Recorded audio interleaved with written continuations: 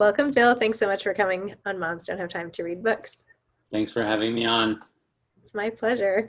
I was just telling you, but just to showcase my Bill Clegg fandom over the years, Portrait of an Addict as a Young Man, which was so amazing. And now I know everything about this period of your life, as we were discussing. I'm so sorry. Did you ever have a family? Which everybody is like, this is the best book ever. Oh my gosh, everybody I talk to. And then the End of the Day, which of course has just come out and which is absolutely beautiful. And I was so privileged to have read. So I'm so happy to be here talking to you. I'm happy to be here too. Thank you. So let's just talk for a sec first about the end of the day, even though it's not the end of this day, but what inspired you to write this book and what's it about? Why this book and like why now in your life? Well, the easy questions. Yeah. Just summarize, just all that, and then we're good to go.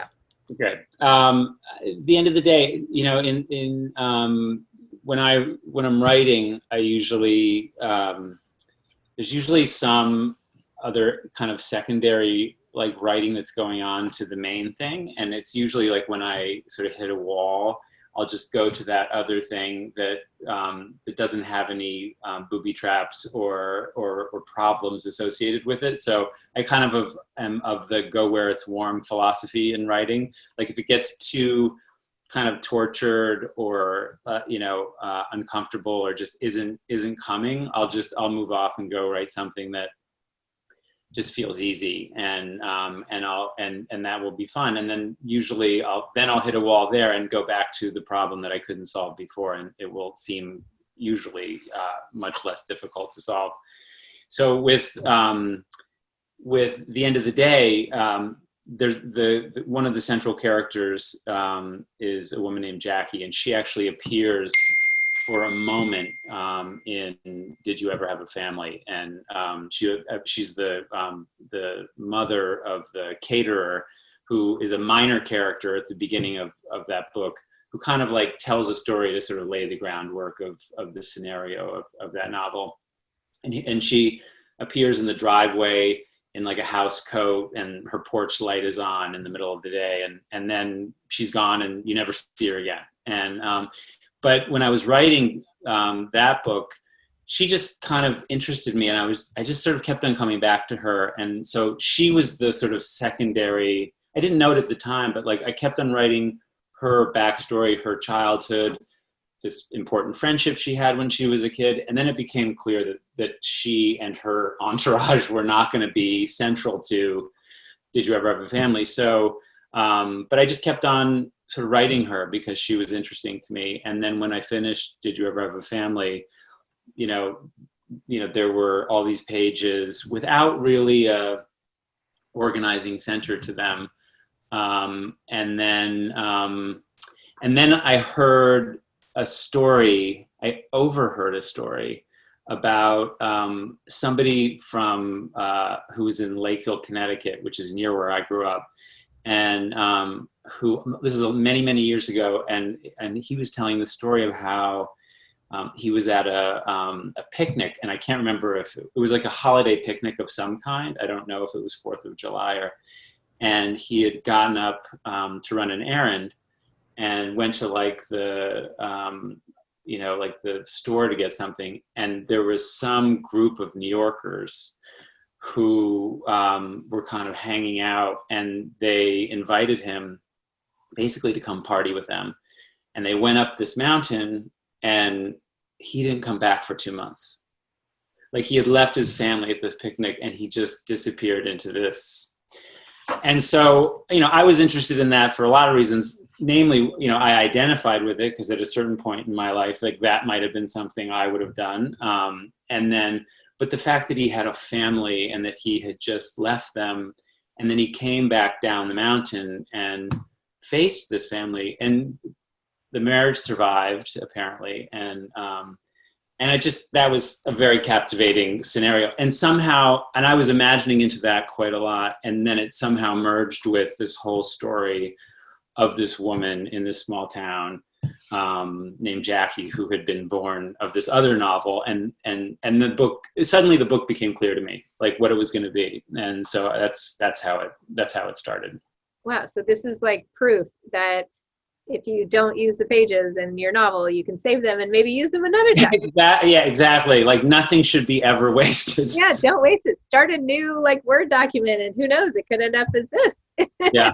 And Amazing. maybe it's because like I have so little free time that like anything that would exist that like could be used, I think of as like potential. So, but it was like inert. It was like this kind of pile of like, it just didn't quite. And then this other sort of random element came in and activated it and made it a story that I could lay my mind around.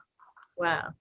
Well, I'm glad you didn't toss it because it was beautiful. I mean, your writing, first of all, is just, as you know, I mean, as you must know, it's just so beautiful. The way you write, the way you tell stories, the way you even like paint a picture of the room and like you can feel yourself in it. And it's such a gift. It's like really awesome. And Oh, obviously it goes from such extremes. I mean, in your memoir, you know, you're like shaking and like waiting for your crack dealer to call you and losing 40 pounds. And it's like, you know, your life is crazy. And then you go to like this elderly woman and like waking up in her bed with the light streaming in. I mean, it's like it runs the gamut. It's amazing the way you can take the reader to all these places. I mean, I guess that's writing in and of itself, but anyway. it somehow makes sense to me, like, but maybe not from a distance. Like crack dens of New York, you know, the country bedrooms, and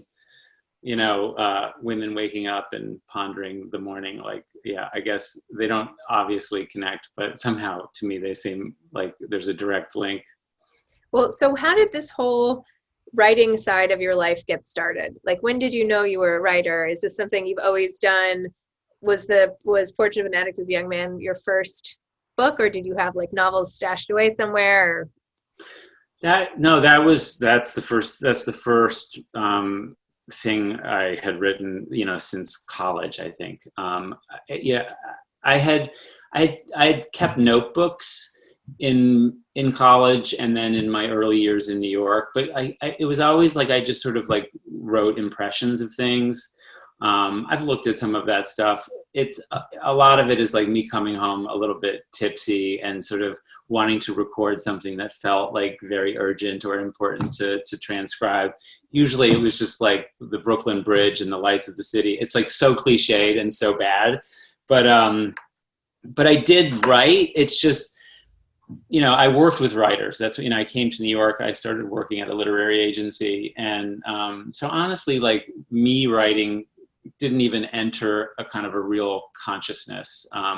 Underneath everything, I think, of course, that's like what I hoped would happen, but I'd never named it to myself. It seemed beyond me. And then after I got sober, like in early recovery, I was writing stuff down because I thought that I would forget it. There was a lot that was sort of, it hovered in this kind of like gauzy space of like, did it happen? Did I imagine it? And I wrote it all down, and some of those details were incredibly vivid. And I thought that if I just wrote it down then, that like later I'd be able to make sense of it and it would all become clear.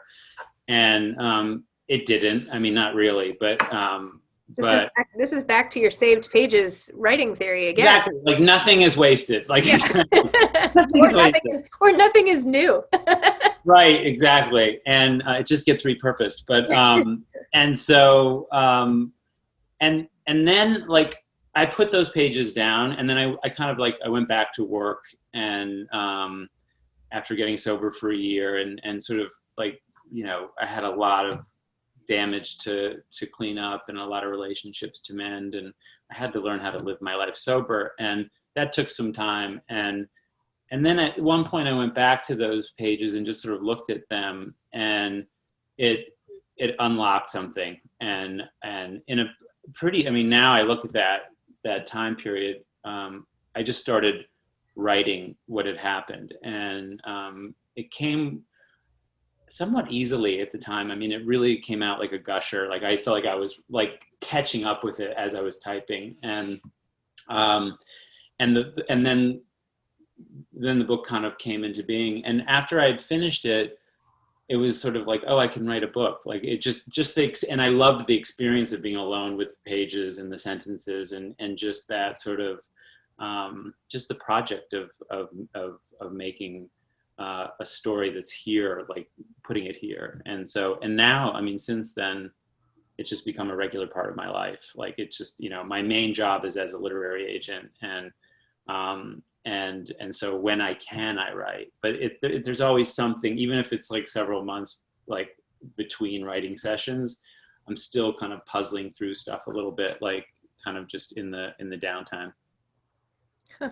And how does your experience as a writer then affect the books that you gravitate towards, or does it not at all? Like, do you pick books to publish similar to your style of writing?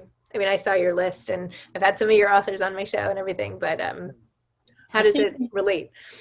I think in the main, like there's, I think I'm more attracted to writing that I can't imagine myself doing, and so it's like I don't have, there's recovery, there's things that involve themes that I've explored, but in the main, it's like these are writers who like I'm in awe of, and I'm trying to at first figure out sort of like what it is they're trying to do, and then ultimately when I get to the edge of that, trying to help them get that writing into the world.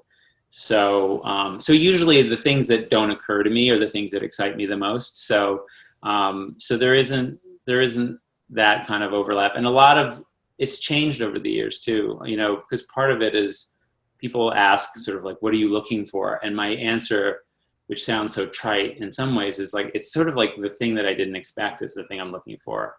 I mean, it's if you've seen it or if you've read it a lot of times before, it's not necessarily the thing that you're going to be the most excited to engage in. So yeah, when I come up to this house that we now live in all the time because of the coronavirus, but we used to only come up like maybe 2 or 3 weekends out of the month. I would come up for like a week and sort of pull up the drawbridge and write. But on the other end of that week, I'd be so desperate to get back to other people's writing and out of the head of my own. So just setting up those kind of like reunions with like the job and the writing, like it's just been a nice balance for me. I kind of like am always looking forward to the thing that I'm heading toward, and nothing ever feels like too oppressive or too much. So even though the agenting takes primacy sort of in the days and the weeks, but I'm thinking about sort of what I'm writing usually, and it's on the horizon somewhere, even if it's months away.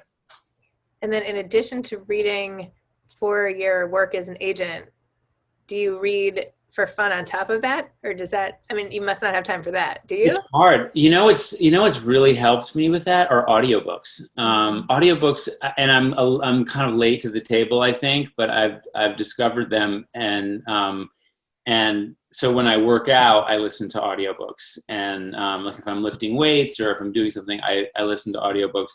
And so I have now become kind of an addict. I am an addict. And so now audiobooks are just, along with like pizza and donuts, like there's audiobooks. But yeah, it's great. And I love them. And some of them are so well done. I just listened to The Dutch House, which Tom Hanks narrates. And when I first approached it, I was kind of skeptical because that felt a little too Hollywood. He's amazing. He reads it and really delivers like a kind of a major performance in the reading, and it's great. If you haven't listened to that, I recommend it. That's a great suggestion, because I've been meaning to read that book and I've had it like right here for so long, and that would be a great way. And I also have recently gotten into audiobooks. I feel like being out of the city, there felt like there were more opportunities, like taking long walks and right. drives, and like I wasn't going to listen to an audiobook in a taxi or something. Although, I mean, I guess I could now, but not that I'm in a taxi that often. But anyway, I have to recommend City of Girls, Elizabeth Gilbert's. Okay. That it's Blair Brown. Do you know who she is? Like, she's like she was in a television show in the 80s called The Days and Nights of Molly Dodd. Oh, I remember that. right? And then Yeah. she's done a lot of theater and stuff like that. I mean, based on this performance alone, I think she's one of the best actresses on the planet. Like it is so, and it all depends on, it's the story of this woman's life. And it's really like the whole sweep of a life from like teenage years into her 70s, 80s maybe. And it's epic and brilliant. It's one of the best novels ever. And the performance that she gives in the reading is mesmerizing.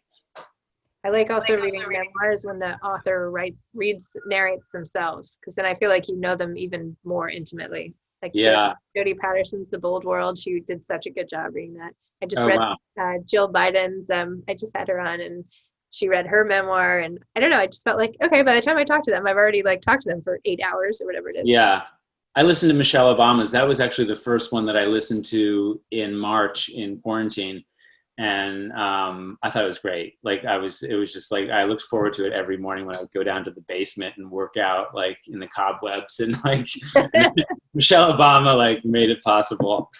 Who narrated your audiobooks? Do you have audiobooks? No, yeah, I agree with you. I think having the authors like read makes it better.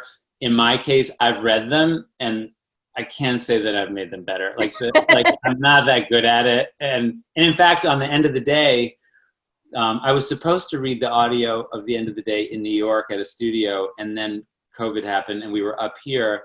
Somehow they figured out it's like this converted barn that's a recording studio, but mainly for like musicians. And in fact, oh gosh, I'm going to forget his name. But there's like a pop star, Sean something, who's dating Camila Cabello. Yeah, you're going to embarrass me. I know his name. I should know this. Anyway, he had just left after recording his new album, and then and then I turned up, and it was literally like 5 minutes down the road.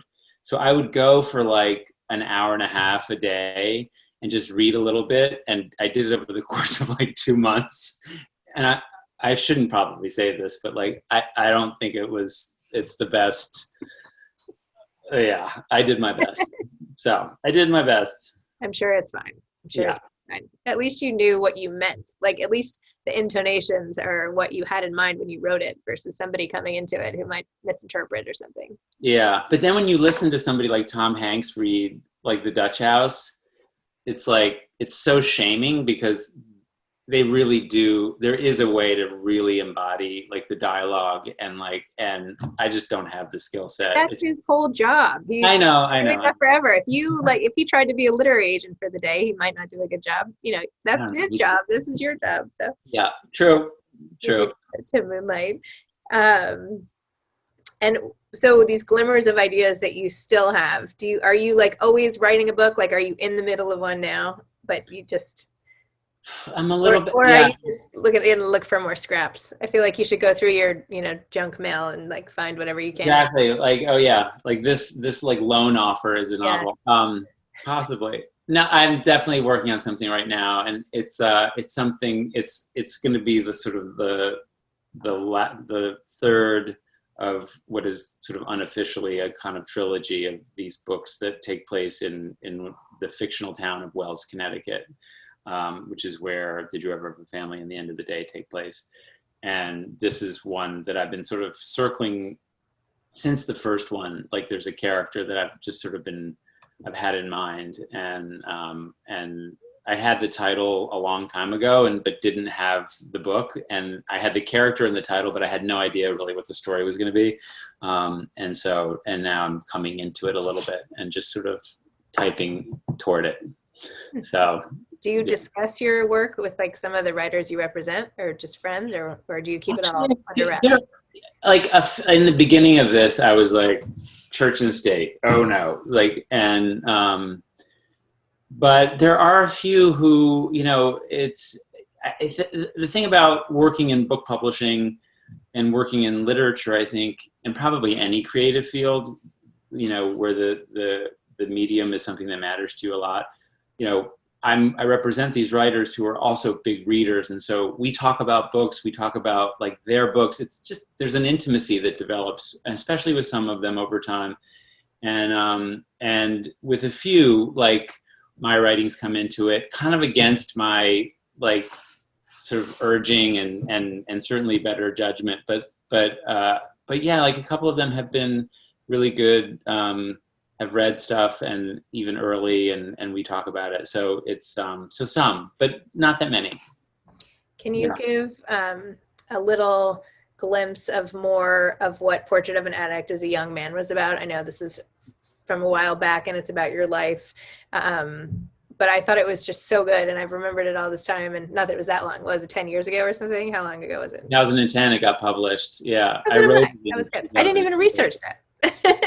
Anyway, but share a little bit of your life story from that time, and how you sort of made it through, because that's like the most inspiring type of story there is, like going through the worst and coming out better for it on the other side. Well, I mean, that memoir chronicles a period of time. The foreground is a couple of months that I spent really in a free fall of crack cocaine addiction, and I had, for over 10 years, had an active crack addiction that I had kept secret. I was a heavy drinker, and I'm sure that there were some people in my life who thought that I was an alcoholic. Nobody had confronted me about it, but I'm sure I didn't give them a lot of room to. And but in terms of the crack cocaine addiction, my boyfriend at the time knew, who I lived with, but that was the only other person. And over, if you know anything about addiction, particularly with crack cocaine, or it becomes less and less manageable. And at the point that it became completely unmanageable, I just walked out the door of my life, and on a bender that I had intended to end in death. And so on the other side of that, I ended up in treatment. And but so I went back, and because so much of those 2 months were, a lot happened in that time. I think when I was getting sober, I was trying to make sense of what had happened. And so it's a very close look at those last 2 months of my active addiction. But then it panels back to when I was a kid, to lead up to the period of time that 2 months commenced. And it's sort of like, how did you get here? And so, and I think I'm still puzzling through that. I'm still engaged in that. But that book is a kind of representation of, like, what my engagement with that sort of puzzle looked like at the time in 2008, I guess, is when I finished writing it. And I was lucky, I went to treatment. I found other alcoholics and addicts in recovery. And I realized, after relapsing a fair bit in my first year of sobriety, that I couldn't stay sober without other alcoholics and addicts in recovery. Like, I needed them very closely and actively in my life. And they are, and some of the people from that period of time in 2005 and 6, when I was first getting sober, those people are still active in my life. And so, I sort of let go of everything I thought I knew about how to live my life. That's really, I mean, if I'm I'm sober today, if there's a reason, it sort of connects to that. Like, I had a lot of ideas about how I should live my life and how I could navigate, the problems in my life. And I had to throw all that out to get sober. And so people in recovery kind of taught me how to live, how to be honest, how to be accountable, how to be responsible, and how to be useful. I think, like, growing up before that, the North Star was like, am I going to be happy? Like, that was the sort of, like, how can I be happy? And I let go of that in recovery. And it was really, like, what became clear is that if happiness was ever going to come into it, it was because you were living a useful life. And so, where the focus of self isn't the primary objective of the day, but really sort of focusing on others. So, which parenting is very helpful with. Yeah.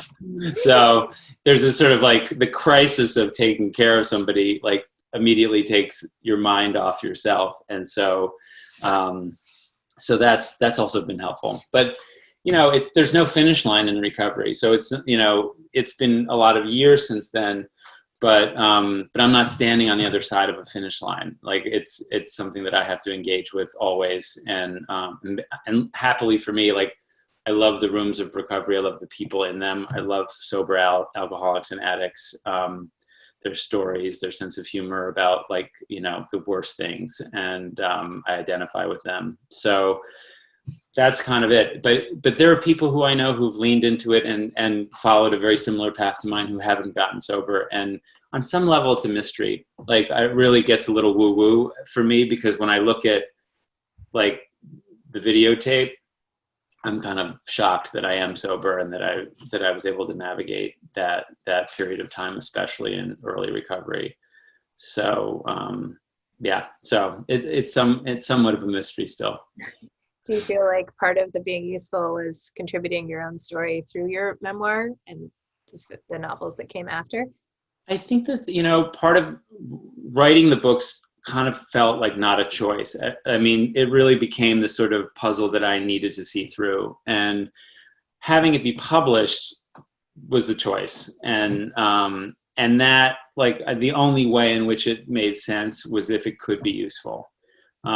Because, it was, you've talked to a lot of memoir writers, so this, and it's, you're bringing in other people's stories by telling your own. And so there's a cost and there's a complication. And so it really had to be something that, and there's a discomfort too, of just like taking those parts of your life that are, for a long time, the most shameful, the ones you would do a lot to keep hidden, and then you're actively putting them forward.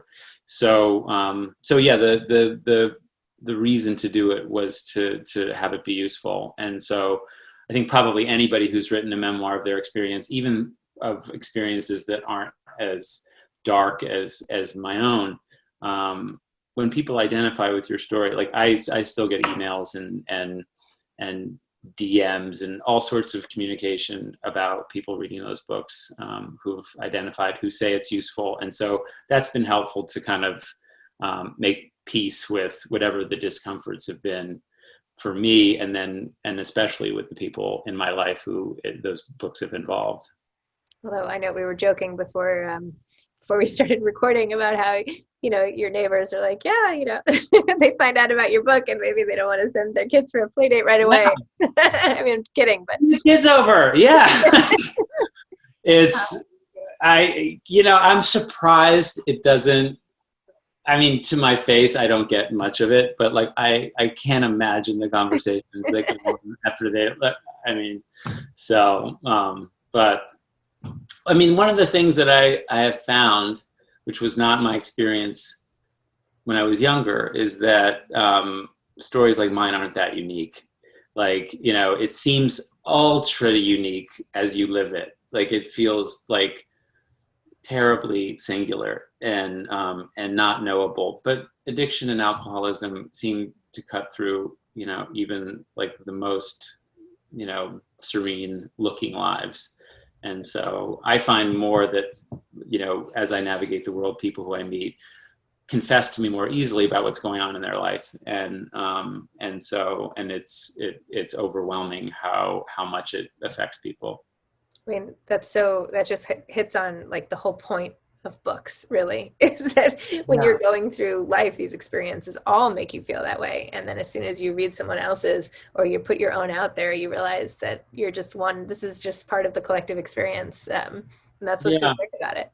I think that's true. There's in the literature of recovery, there's one phrase that really caught my attention early on, which is there's a description of getting sober as like an end of isolation.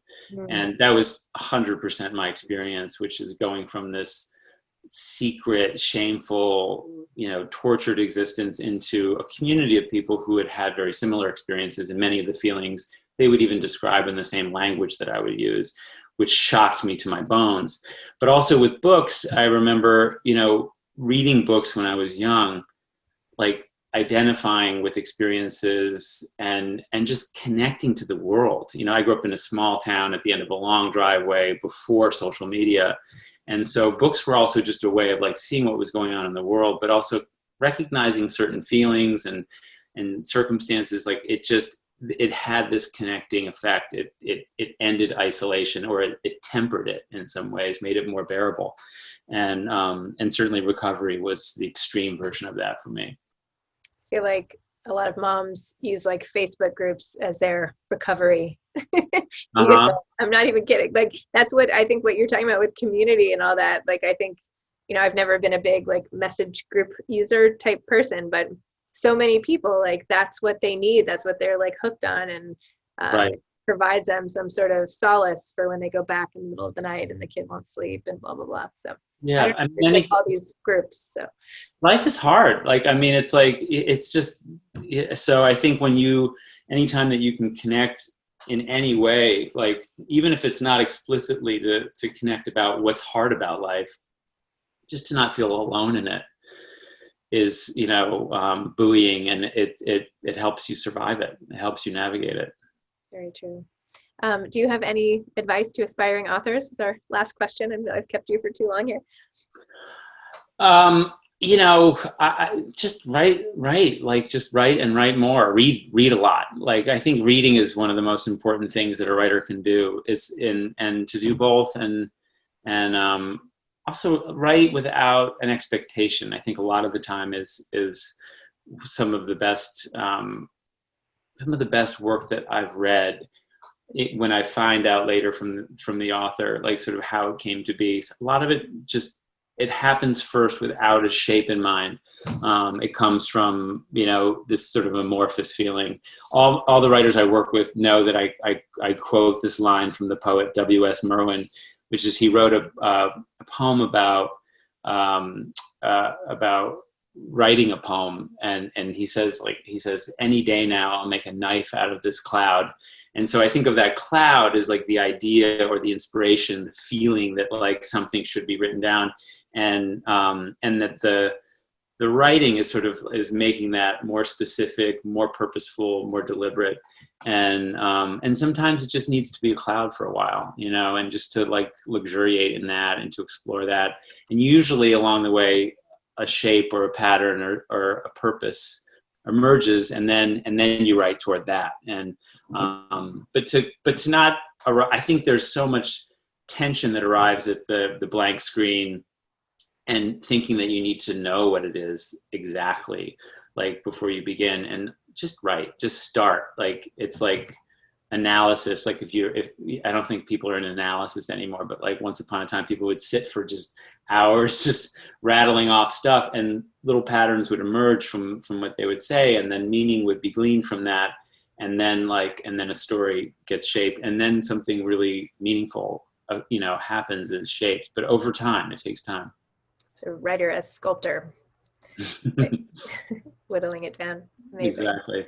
Well, thank you so much for chatting today, and for coming on my show and sharing all your experiences, and writing all your fantastic books that have really made a big difference. So thank you. Well, thank you. I appreciate it. Take care. Bye. Bye.